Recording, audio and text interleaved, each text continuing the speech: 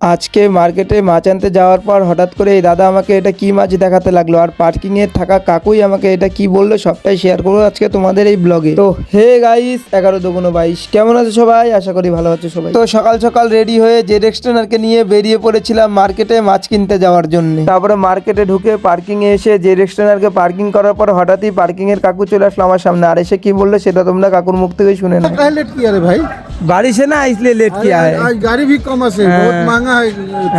मछली महंगा है, जाके जल्दी जल्दी लीजिए। ঠিক আছে, দেখতে হয় কি হতা है। তারপর কাকুর কথা শুনে হাতে মাছ নেওয়ার ব্যাগগুলোকে নিয়ে আমি ঢুকে পড়লাম মার্কেটের ভিতরে মাছ কেনার জন্য। তারপরে মার্কেটে মাছ কেনার জন্য ঘোরাঘুরি করতে করতে আমার হঠাৎই দেখা হয়ে যায় এই দাদার সাথে। আর দাদা এখানে বেচছিল সুন্দর সুন্দর ট্যাংরা মাছ, চিংড়ি মাছ আর আইড় মাছ। তারপর আমি আমার মতন আরো কিছুক্ষণ মার্কেটে ঘোরাঘুরি করে মাছ কিনে জেড এক্সটেনারকে পার্কিং থেকে নিয়ে মাছ প্যাক করার জন্য বরফ কিনে মার্কেট থেকে বেরিয়ে বাড়ির সামনে এসে জেড এক্সটেনারকে বাইরে রেখে বাড়ির ভিতরে গিয়ে মাছ রাখার ক্রেটগুলোকে বের করে সুন্দরভাবে মাছ রাখার ক্রেটগুলোকে গুছিয়ে মাছ ঢেলে বরফ ভেঙে বরফ দিয়ে গুছিয়ে রেখে দিই কালকে বিক্রি করার জন্য। তো আমি কত টাকার কি কি মাছ আনলাম আর কত টাকা সেল করলাম সেটা দেখাবো তোমাদের পরের ব্লগে। ততক্ষণের জন্য তোমরা লাইক, কমেন্ট, শেয়ার আর আমার ইউটিউব চ্যানেলটাকে সাবস্ক্রাইব করে দিও তাড়াতাড়ি।